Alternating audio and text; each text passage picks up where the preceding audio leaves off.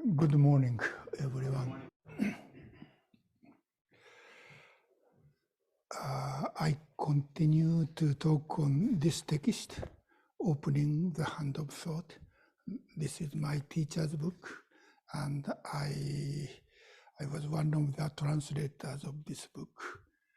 And this chapter, the last chapter, chapter 8, is based on his final lecture at Antaiji, right before he retired. He gave a talk, this talk, on Sunday, and next day he left Antaiji. So this is the final teaching from him to us, his students. And in this talk, he talks about 7 points about practice. While Uchiyama Roshi was abbot of Antaiji, after Sawaki Roshi's death, he declared that he would be the abbot only 10 years, and he retired. And he talked about those 7 points he kept in his mind as the teacher or the abbot of that temple. And he wanted to transmit these 7 points to his students. And I was one of the people. I listened to his talk. So this talk was given about 50 years ago. So still, but I think this teaching is still valid in this country in the 21st century, I hope. Anyway, I'm talking about the first point out of the 7. And what he said is, first one, study and practice the Buddha Dharma, only for the sake of the Buddha Dharma, not for the sake of emotions or worldly ideas. Let me read it again. Study and practice the Buddha Dharma, only for the sake of the Buddha Dharma, not for the sake of emotions or worldly ideas. As I talked before, this is a kind of a quote from Dogen's teaching in Zuimonki. And Dogen often talks about this point. We should study and practice Buddha Dharma for the sake of Buddha Dharma, not for fulfilling our desires as human beings, or based on the worldly ideas, what is good within the world. When in Zuimonki, when Dogen talks about this practice and study and practice Buddha Dharma only for the sake of Buddha Dharma, he meant, for example, he's experienced when he was the novice. Dogen was from the upper class aristocrat family, and the temple he was ordained was Enryakuji. That was a Tendai monastery near Kyoto, and that was one of the largest Buddhist monastery in that time in Japan. And the temple not only had a religious or spiritual authority, but also had a political and economical and even military power. And when he was the novice, his teacher said, you should study and practice diligently. If you do so, then you could be the teacher of the emperor or aristocrat. That is about the study and practice for the sake of fame and profit. If he became the high class priest or teacher in that hierarchy, he could be famous and he could have a lot of wealth, of course. But fortunately, in this country, we are lucky. Buddhism is not so big, so no one study and practice for the sake of that kind of fame and profit. So I feel, fortunate to practice in this way with small sangha, and who want to study and practice Dharma, not for that kind of worldly idea.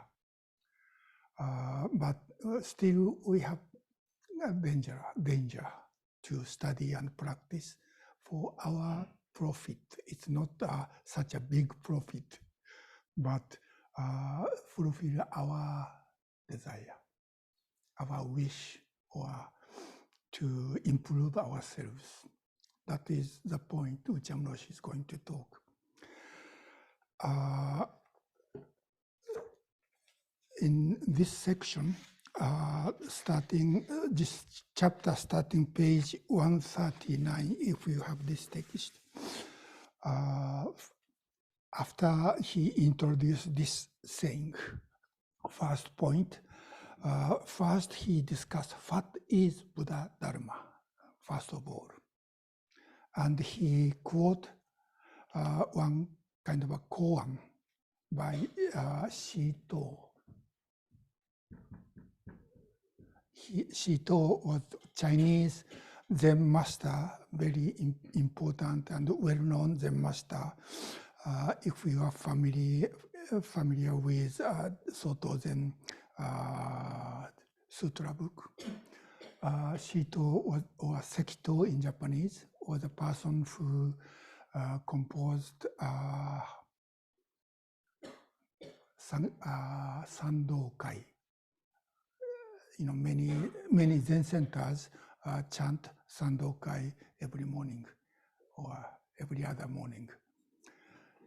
Anyway, this is a conversation between Shito and one of his disciples, whose name was Dogo. The conversation is, what is the essential meaning of Buddha Dharma? So the point of this conversation is, what is Buddha Dharma? And Uchiyama Roshi thinks this is a very helpful expression about what Buddha Dharma is. Then Shito, the teacher, replied, no gaining, no knowing. No gaining is fu toku, and no knowing is fu chi.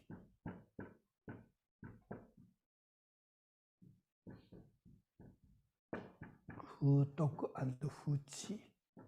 Toku is to get or gain or accomplish, and chi is to know, to understand. But Shito said the essential meaning of Buddha Dharma is no gaining and no knowing. Futoku fuchi. Then the monk Dao asked again, can you say anything further? So this is not so helpful to understand what he meant. So he said, could you say something more? Then Shito answered using a kind of a poetic image. He said, the expansive sky does not obstruct the floating white clouds. Expansive sky is choku. This is a kind of interesting expression, Chinese expression. Shohaku.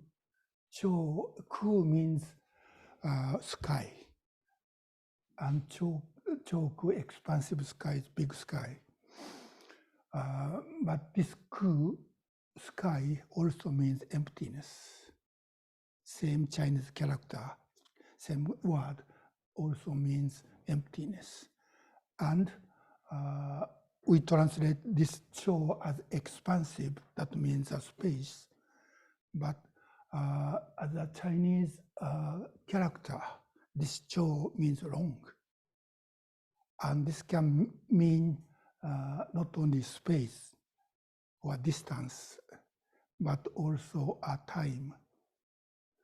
For example, cho on is on means remote. Long and remote is a word used to refer to Buddha's eternal life. So cho can mean both time and space. And ku can mean sky and also emptiness. So boundless time and space. And he said, this boundless time and space does not obstruct the floating white clouds. So to explain what this means, Uchiyama Roshi draw a kind of a diagram. This is Earth. And clouds are floating, and the space clouds are floating. He said this is about 20 centimeters, that means about 7 inches circle, and the space clouds are flowing is about this thickness. And we are living, we human beings are living underneath the clouds. And expansive sky means this entirety of space and time, in which we are living in this small planet, and we are living within this tiny space. And white clouds are floating freely. And this expansive sky, or infinite space and time, does not hinder or obstruct the clouds are floating. So clouds are, appear, stay for a while, changing the shape and disappear, moving around freely. And this expansive sky never obstruct or hinder, disturb the white clouds are floating. And what Uchiyama Roshi understood about this koan is these white clouds are our thinking. And this boundless time and space is this entire network of interdependent origination. And this eternal and infinite time and space doesn't obstruct our thinking. And Uchiyama Roshi thought this is about our zazen, what we experience in our zazen. When we are sitting, we are like this, we are sitting within this entire network, Indra's net. And thought, we cannot stop our thinking, and we don't need to. Some style or method or meditation practice they try to stop thinking, make the mind empty. But at least according to Dogen Zenji, our practice is not to stop thinking. But in Uchiyama Roshi's expression, opening the hand of thought. And when we let go or opening the hand of thought, our zazen is this entire sky. And this entire sky, our zazen, doesn't obstruct white clouds, any kind of thinking coming and going. It's just come and go. But we don't grasp, we don't chase after, we don't escape from, we do nothing but sitting. And he said, this is Buddha Dharma. So for him, Buddha Dharma means zazen. Zazen of letting go of thought. In our sitting, our thought or emotions or even daydreaming are coming and going like a white clouds. But we don't disturb them, but we let them come and go freely. And yet we don't take any action based on those thinking or feeling or anything. And he said that is what Buddha Dharma means. So in this case, this futoku fuchi, no gaining, no knowing, is of course opposition of toku, gaining and knowing. And this is what our mind, our brain is doing. We want to know what is this, whether this is right or wrong, or good and bad or variable or not variable, desirable or not desirable. And we make distinction between something positive and something negative, or something I like or I don't like. And we want to get something we like, something we think is valuable. This is what we do in our human life, without any exception. That this is how we can live as a human beings who has a brain. But Uchiyama said the understanding of Buddha Dharma is not take action. At least during Zazen, we cannot take action based on thinking in the Zendo, because we cannot move.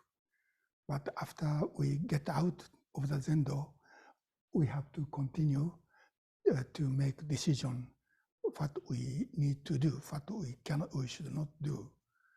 To do so, we need to know what is right thing, what is not right thing, and we need to gain something. That means there is a success and a failure, and yet we try to avoid failure. That is our life, in our daily life. But for what he's saying is, in our Zazen, we don't need to do that. So this futoku means to fail to gain something. Not to gain something or failure, opposition of this toku is in here. And knowing and not knowing as a dichotomy of toku and chi belongs to here. So this futoku fuchi is not a dichotomy of what we are successful.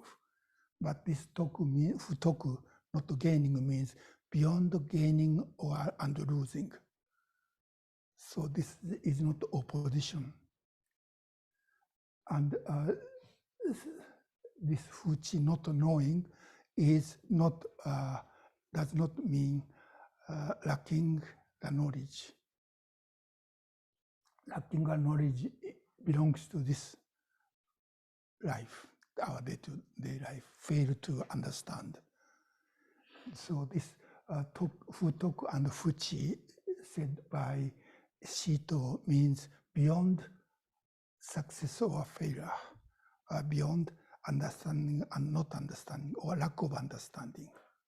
So this Futoku Fuchi is the expression which Sekito referred to the reality beyond human thinking. So we cannot see this. We cannot see this as object. Of course, we can think about it, and now I am talking about it. But so this is not the real thing. But I'm talking about my understanding of beyond thinking. This is still in my thinking. So we need to become very clear. We can practice this, but if once we start to think about it, try to understand this, and try to talk about it, it's already lost. So what we can do is just sit, just do it. Well, this is Uchiyama Roshi's understanding of Buddha Dharma. So, and he said this opening the hand of thought, letting of thought, is his expression of the same thing as Dogen said, Shinjin Datsurak, dropping of body and mind. That this is expression used by his teacher, Tendo Nyojo. He said, Zazen is dropping of body and mind. This dropping of body and mind does not mean we lose our body and mind, but we don't grasp. We open our hand.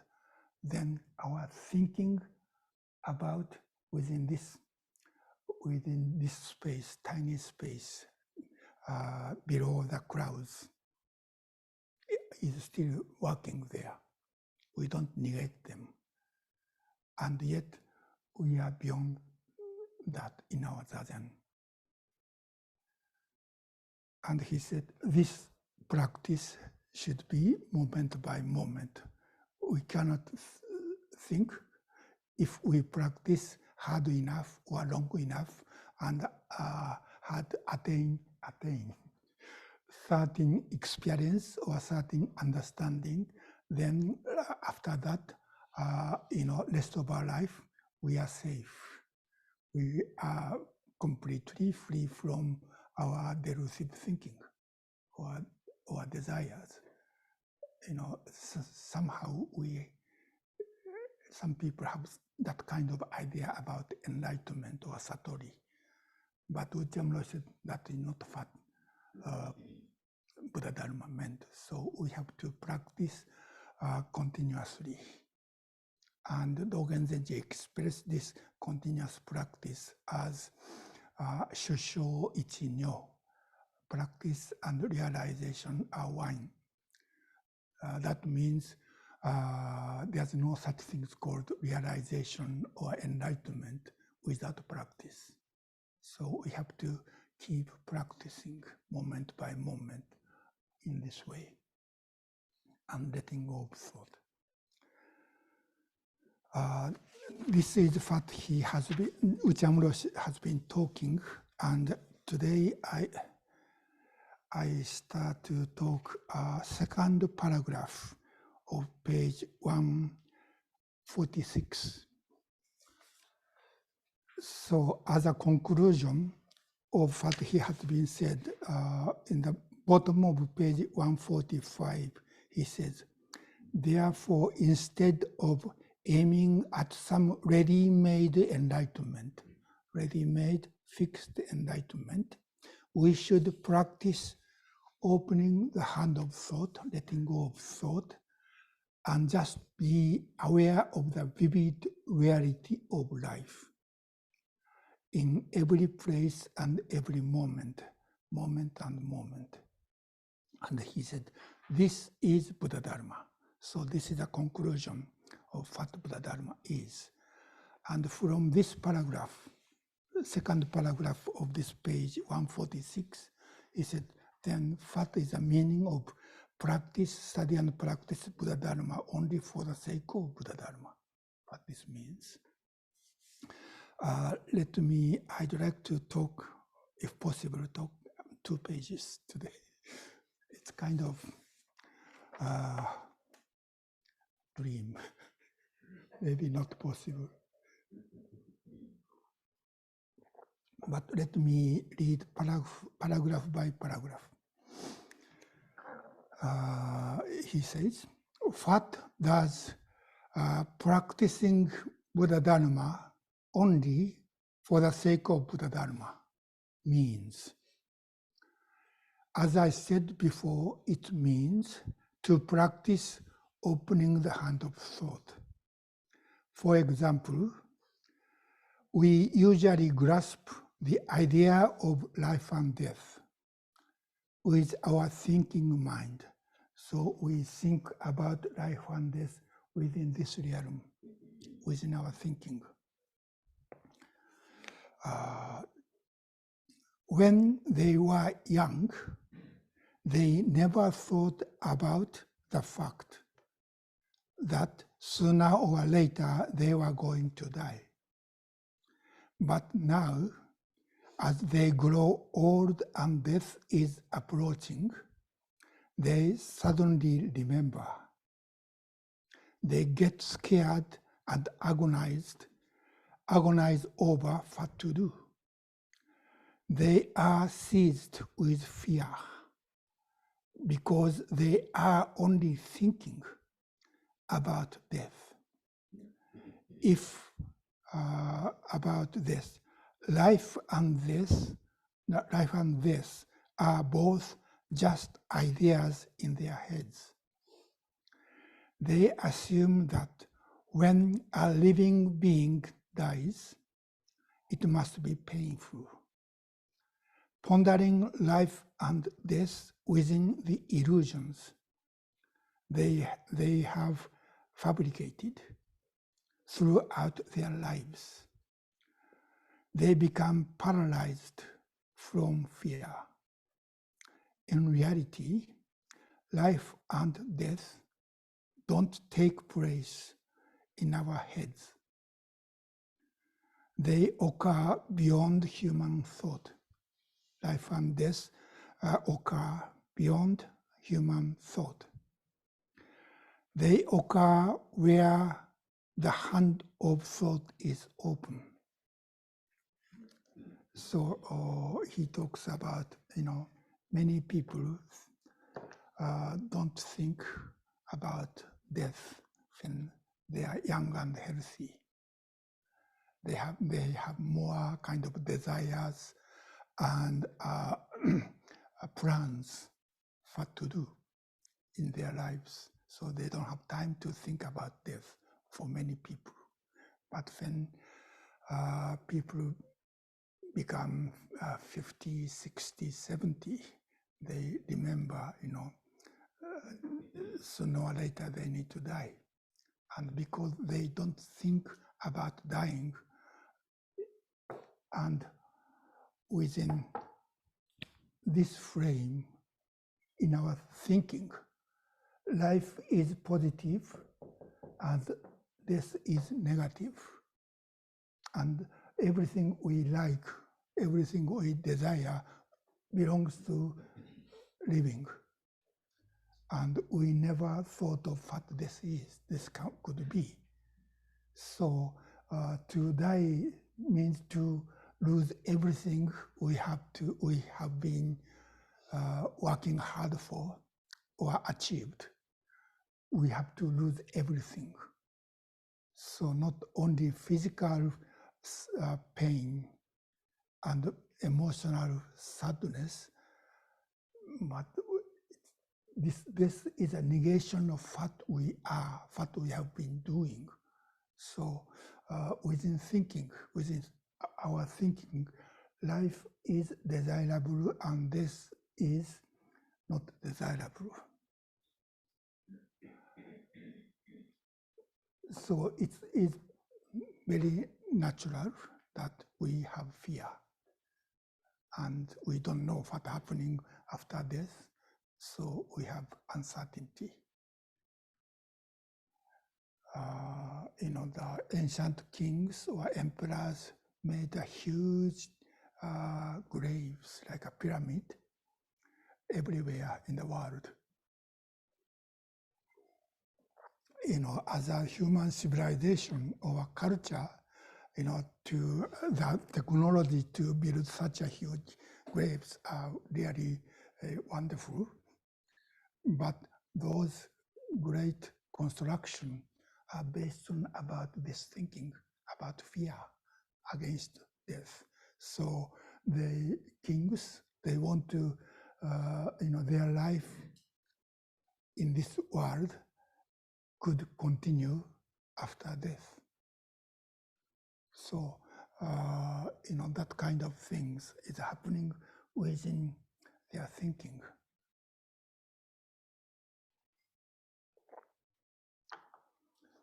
So what Uchiyama Roshi is saying is it's important to understand, to really know we are dying sooner or later. It's not a negative thing. As I often said, I first encountered Uchiyama Roshi's teaching when I was a high school student. One of my classmates visited Antaiji, and that time Uchiyama Roshi wrote his first book entitled Jiko, or the Self, and my friend, after returning from Antaiji, allowed me to read it. That was the first encountering not only with Uchiyama Roshi's teaching, but with Buddhism. Until then, I have no idea, no interest about Buddhist teaching. For me, Buddhist temple means the place to visit a few times a year to the family graves. Anyway, so the friend was important person to me, but he was 17, we were 17. But next year he died with cancer. Because he was young, cancer grew so quickly. And when he had a surgery, the doctor couldn't do anything. So the friend kind of showed me impermanence, that we have to die sooner or later in front of my eyes. And actually, until about a week before his death, we are talking about the meaning of life. We discussed about what is the meaning of life. But suddenly, I didn't know he was dying. Because at that time, in Japan, doctor don't tell the person that he had a cancer. Only doctor told his parents, and his parents didn't tell him and also didn't tell me. So we didn't know he was dying. I was thinking he could recover. So it's kind of that why we could about the meaning of life. We could discuss, what is the life? Life could be meaningless. But suddenly he disappeared. He died. And that, I found that, life and death is not about thinking, whether I think life is meaningful or life is not meaningful. But life and death taking place in reality, not in the realm of my thinking. That was really a great lesson to me. That was first, I think, real Buddhist teaching to me. So I still, appreciate, what he taught me. Anyway, so I think it's, and when he died, I thought, or I understood, what did I understand? I forget. Yeah, to think about the meaning of life, it belongs only within life, only within here. And life and death doesn't take place here, but life and death take place here. That means we are a tiny part of this network of interdependent origination. And our life and death is happening within this network. But our thinking is happening only here, within this tiny knot of this interrelation. But we usually think this is the center of the world, and to be happy for this person is most important thing. And as a kind of daily lives, that is okay. But if we think our life and death can be the same, then that is a mistake. So I remember what I understood. He had to die when he was 17. And what I thought was, there was no reason he had to die so young. Of course, there was a cause, that was a cancer. He had to die. But there's no good reason he had to die, and I could survive. That means, and I understand, that means I may die in the same way anytime, and I cannot complain as he died. So that kind of make me to think I have to live in the way I don't need to regret whenever I have to die. That gave me a kind of courage or brave that I don't care about how can I say, reputation among people or the social status. I don't care about that because I may die. If that is the purpose of our life, if I die like him before I achieve something, then my life is meaningless. So I have to live in the way to live here and now at this moment is good enough. That is what I learned from my friend's death. And I think that was exactly what Uchiyama Roshi is teaching.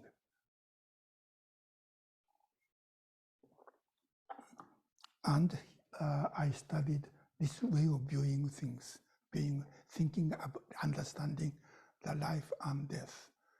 So I really feel I was fortunate, even though it was very sad and painful experience. My friend died so young. But because of that, no one was happy when I decided to become a monk, especially my parents. They are not interested in Buddhism, so they expect me, to become someone important in the society. But to become a monk, especially monk at Antaiji, is really kind of a valueless way of life, worldly meaning. But because of this, his teaching and Uchiyama's this teaching, I still feel, I can die anymore, anytime without regret. So I really feel I was fortunate.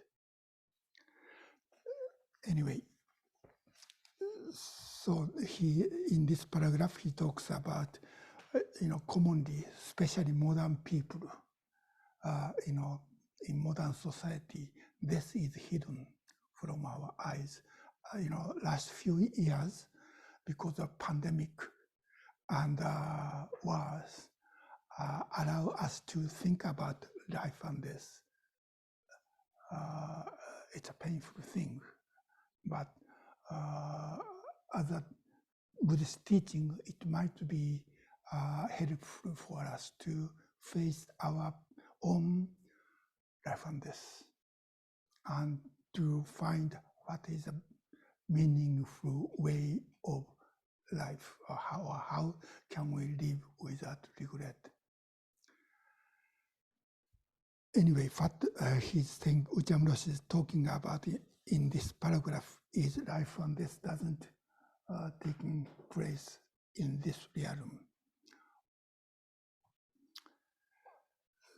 So finally, he said, they occur beyond human thought. Whether we agree or not agree, we'll die. And this is simply a movement of all interconnectedness within this network. And they occur where the hand of thought is open.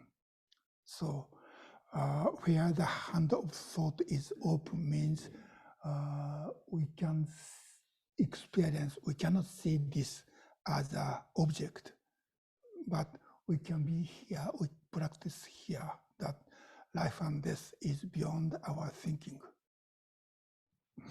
That is what he said in this paragraph. And let me go to the next paragraph. To practice opening the hand of thought, right now, right here, knowing that the reality of life is beyond human thought. That is what it means to practice Buddha Dharma only for the sake of the Buddha Dharma. So, for the practice Buddha Dharma only for the sake of the Buddha Dharma means we usually do things within the realm of thinking, and we make choice which way we can gain something we want, or we can live without losing something we want to keep. And that is a natural thing in our daily lives. But in the case of Zazen or Buddha Dharma, we need to go beyond this. Otherwise, we don't really encounter with this reality of interconnectedness beyond our thinking.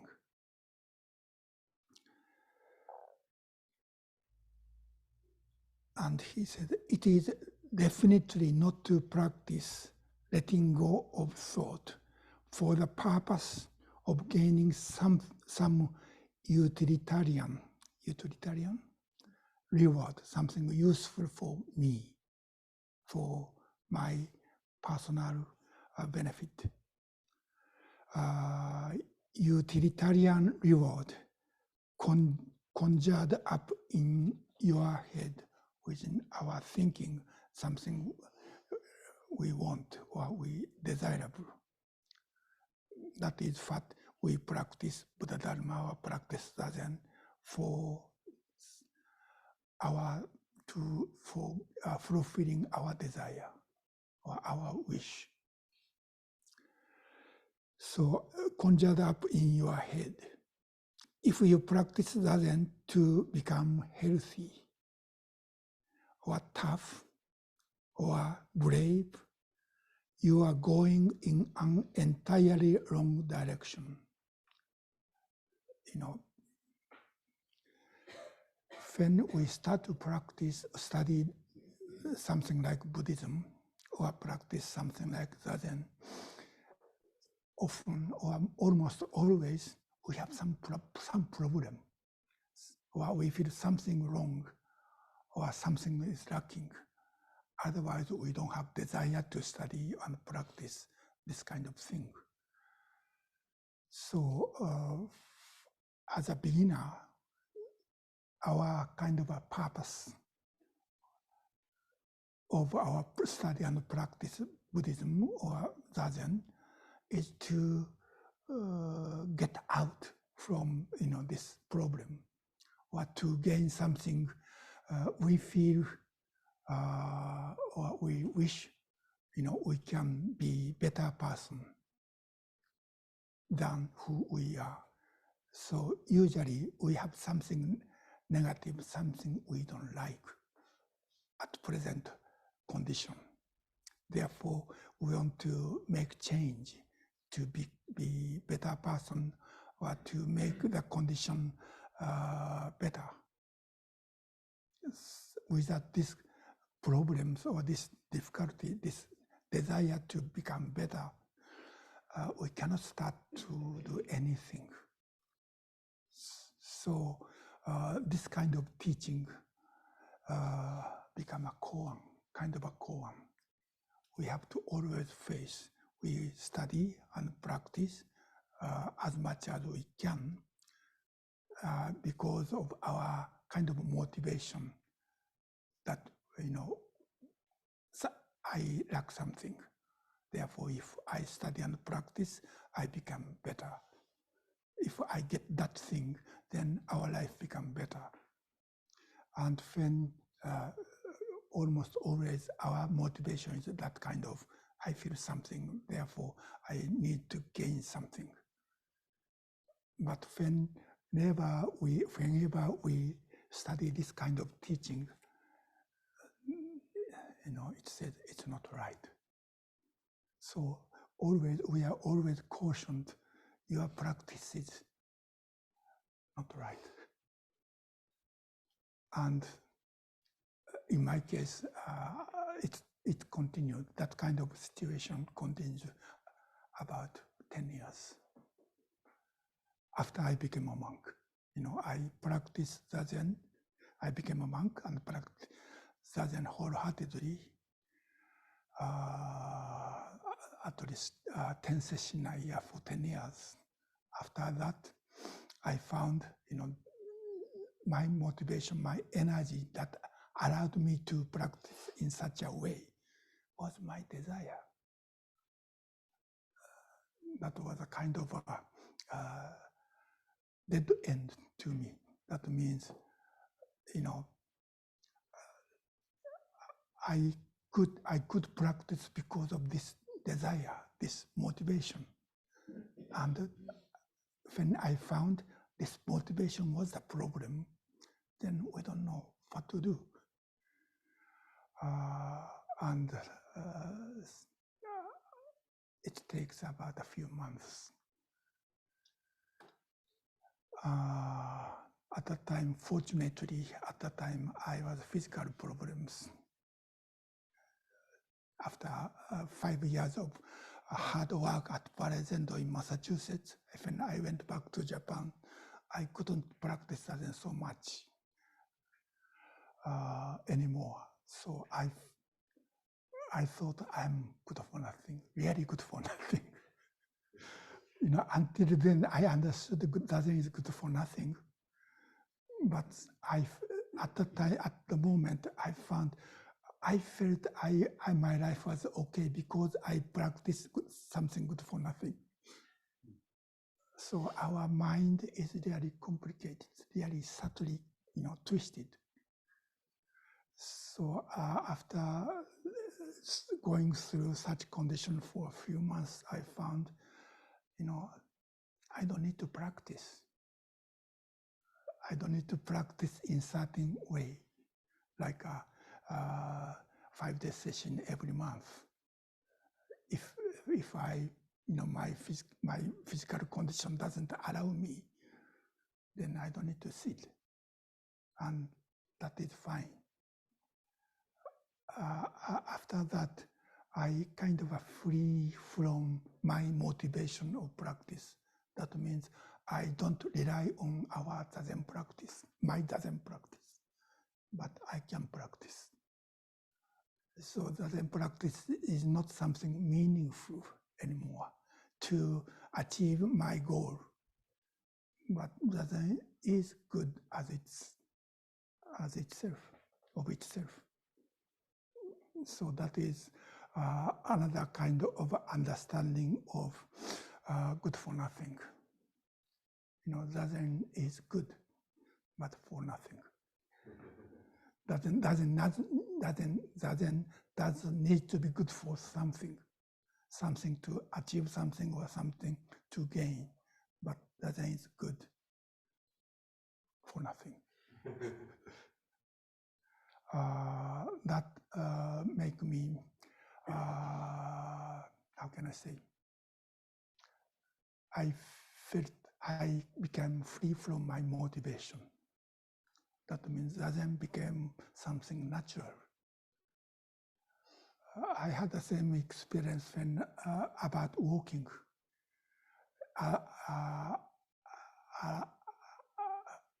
Around when I became 50, I started to have some pain on my legs and back.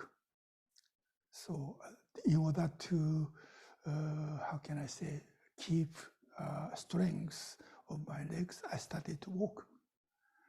So walking is a kind of a treatment for me.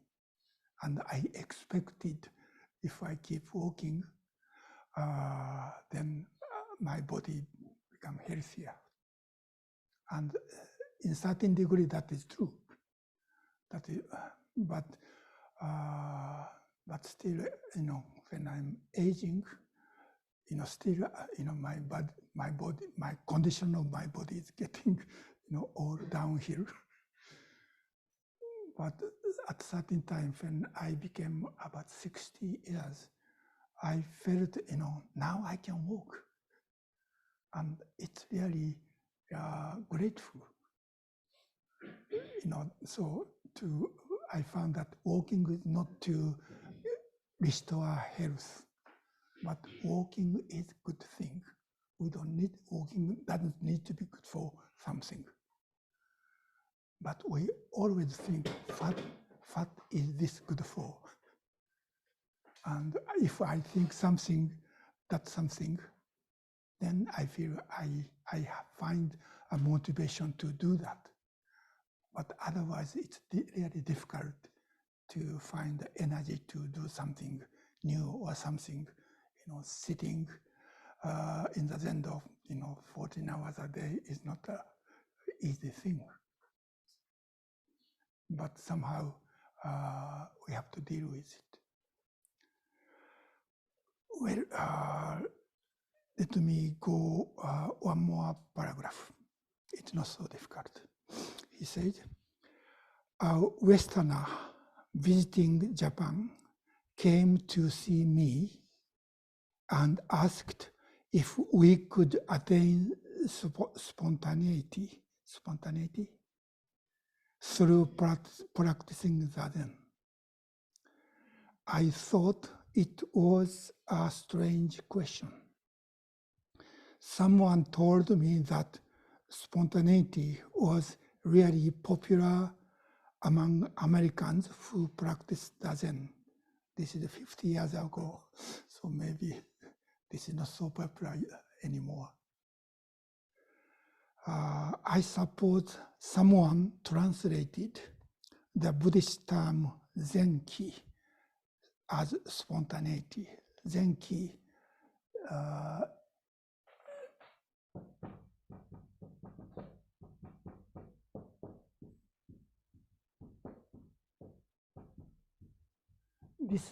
this Zen is Zen in Zazen, and ki is function.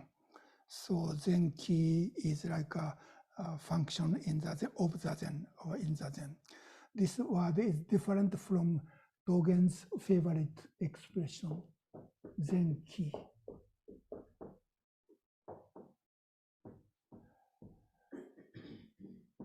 Pronunciation is exactly the same, both are Zenki. But this Zen means total or entire, total function. But this Zenki means is used mainly in Rinzai tradition. Let me finish this, reading this paragraph. So someone told Uchiyama Roshi, this Zenki is popular in America. So I understood the question to mean, can Zen help us gain, for example, the power to shout cuts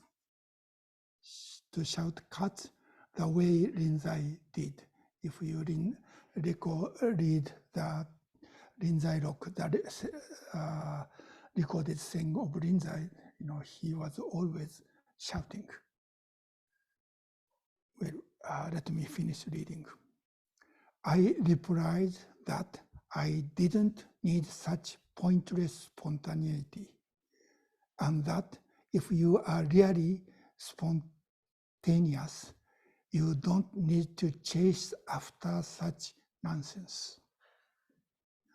If a bill collector comes around demanding his money, it's very convenient if you can shout cuts to chase him away. It's very handy in terms of your human feelings. You will feel gratified in your deluded mind. But this kind of human emotion has nothing to do with Buddha Dharma. You have to understand that practicing the Buddha Dharma is nothing like drinking a bottle of soda pop and feeling refreshed. People want the Buddha Dharma to be useful or to satisfy their desires. That is no good. The true Buddha way is to practice Buddha Dharma for its own sake. So he talks about one example of practice, Zazen, for the sake of human emotions, human sentiment. That is what is Zenki.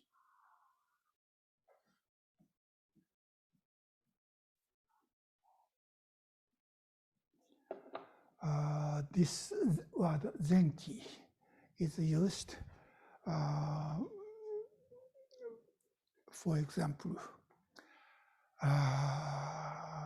in Fukanza Zengi, Dogen wrote,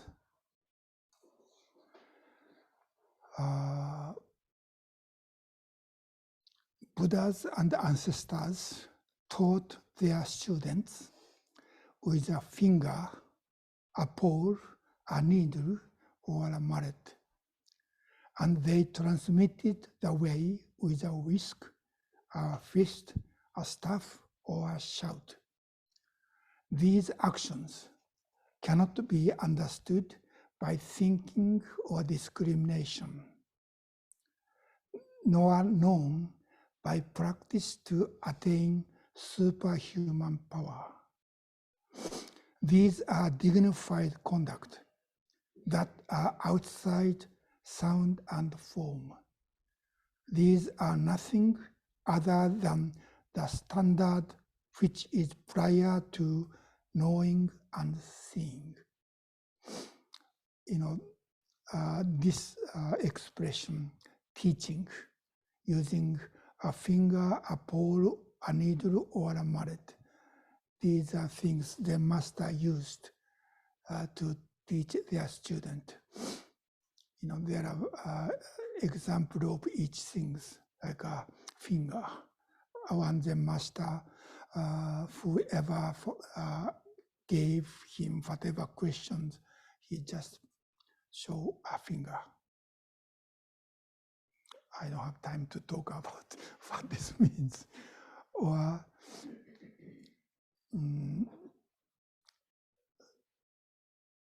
a pole is what is a pole?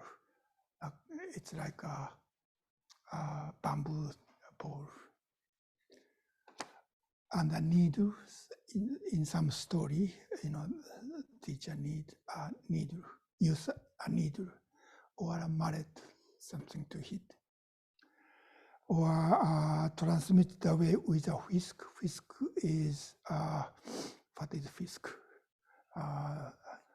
Uchiyama said this is a Zen master's, then teacher's toy. So he didn't use it, therefore I don't use it. It's a kind of a hair with a handle, and often Zen teacher use this when they do some ceremonies. Whisk a fist to hit the student, or staff to hit again the student, or shout. These are the kind of a method the master used to teach, to allow their student to wake up to this no gaining and no knowing without understanding. So they didn't use concept, words and concept and logics, Buddhist teachings, but they use this kind of in a sense, meaningless method to allow their student to become free from thinking. But when this, Dogen Zen said, this is a conduct beyond thinking. But when these examples are mentioned in many Zen texts, without understanding the real meaning, they kind of what is the word? Just pray, mimic what the master did without awakening to the reality beyond thinking. They think this is the expression of their Zenki. I'm not sure in America today, but that happened in Japanese monastery.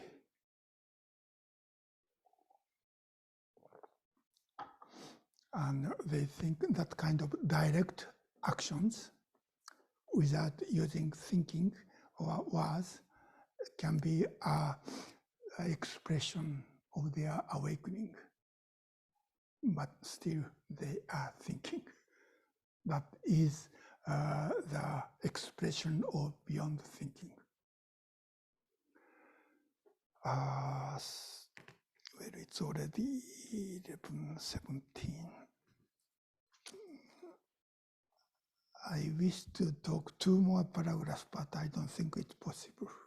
So I stopped here.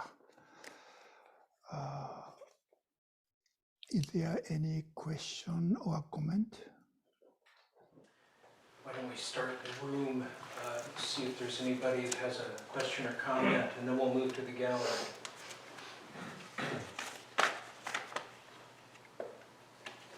So I have a question about life and death. Mm-hmm. And you told that nobody has any idea what happens when the soul leaves the body. So where does the soul go? I don't know. Buddha even said there's no soul. I don't know even if we have soul or not. Because I cannot see it. That is what no anatman means. If there's no Atman, no self, then there is what as soul. I don't understand. I don't negate it, but I don't think, I don't know where the soul is going. Because I don't know where is soul even now. You know, my brain functions in this way, how I live today. But is there anything that doesn't change and continue to exist after these 5 scandals disappeared? So I'm sorry, but I cannot answer. No, their logic is like the computer, it has the hard drive that drives the computer. Same thing in our human body, there is a computer called soul that runs the whole thing. When the hard drive breaks down, computer is dead. Same thing with the human being, the soul is like a hard drive. When it's dead, you are gone. Buddha negate that kind of idea also. I'm sorry. Okay. These are kind of 2 views after life. One is something continue, another is everything is done, nothing is there after death. He said this is a negation of causality. So my next question is, did Buddha believe in rebirth? Rebirth, he didn't negate. But I don't know if he believed it or not. Please ask Buddha. Thank you. Thank you. No more questions. So, you know, there's something we don't understand. That is what beyond thinking means. Okay, thank you. Anything else? Please. There was a time where I encountered a death. It actually was my son. Oh. And I had this awareness of life and death not being different. Like, then words appeared in my consciousness that life and death the same, and this is ordinary. I don't know what to make of. Well, one thing we know, we can say is life and death is out of our control or our desire, but it happens, and somehow we have to accept it. Yes. That doesn't mean life is meaningless or not valuable to live. But you know, that is kind of an expression in, for example, Dogen's poem about our life is like a drop of water, tiny and impermanent, but within this tiny drop of water, the boundless eternal moonlight is reflected. So no matter how small and no matter how impermanent, still this has connected with entire space, time and space. That is one of the kind of how can I say, appreciation of impermanent life. Okay. Anything else? Anyone else in the room? Is there anyone in the gallery has a comment? Question?